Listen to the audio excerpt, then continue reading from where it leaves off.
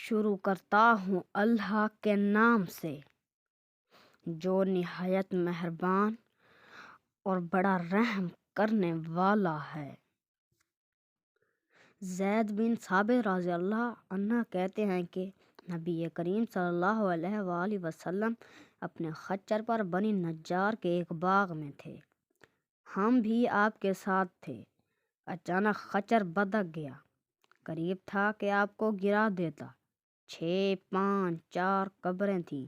آپ علیہ السلام نے فرمایا ان قبر والوں کو کون جانتا ہے؟ ایک آدمی نے کہا میں۔ آپ علیہ السلام نے فرمایا یہ لوگ کب فوت ہوئے؟ اس نے کہا زمانہ شرک میں۔ آپ نے فرمایا یہ امت اپنی قبروں میں آزمائی جائے گی۔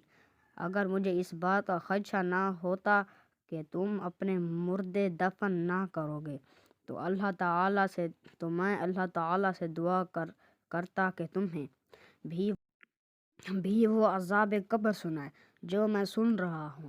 حضرت زید نے کہا پھر آپ ہماری طرف متوجہ ہو گئے اور کہنے لگے آگ کے عذاب سے اللہ کی پناہ مانگو۔ صحابہ کہنے لگے ہم آگ کے عذاب سے اللہ تعالیٰ کی پناہ میں آتے ہیں۔ آپ نے فرمایا قبر کے عذاب سے اللہ کی پناہ مانگو، ہم قبر کے عذاب سے اللہ کی پناہ میں آتے ہیں۔ آپ نے فرمایا ظاہری اور باطنی فتنوں سے اللہ کی پناہ مانگو۔ صحابہ نے کہا ہم ظاہری اور باطنی فتنوں سے اللہ کی پناہ میں آتے ہیں۔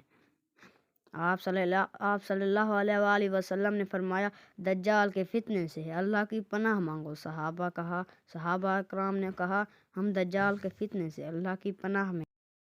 ابو سعید خدری رضی اللہ عنہ کہتے ہیں کہ میں نبی کریم صلی اللہ علیہ وآلہ وسلم کے پاس آیا۔ آپ بخار میں تپ رہے تھے۔ میں نے اپنا ہاتھ آپ پر رکھا تو لحاف کے اوپر سے بخار کی حرارت محسوس ہوئی۔ میں نے کہا اے اللہ کے رسول یہ کتنا شدید ہے؟ آپ صلی اللہ علیہ وسلم نے فرمایا ہمیں تکلیف بھی 2 گنا دی جاتی ہے اور اجر بھی 2 گنا دیا جاتا ہے۔ میں نے کہا اے اللہ کے رسول لوگوں میں سب سے زیادہ آزمائشیں کس پر آتی ہیں؟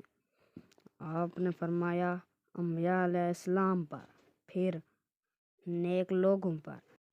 کسی کو محتاجی میں آزمایا جاتا ہے حتیٰ کہ اس کے پاس صرف 2 چادر بچتی ہے جو اسے ڈھانپتی ہے، اور وہ صرف آزمائش میں اتنا خوش ہوتا ہے جتنا تم میں سے کوئی بھی شخص خوشحالی میں مسرور ہو۔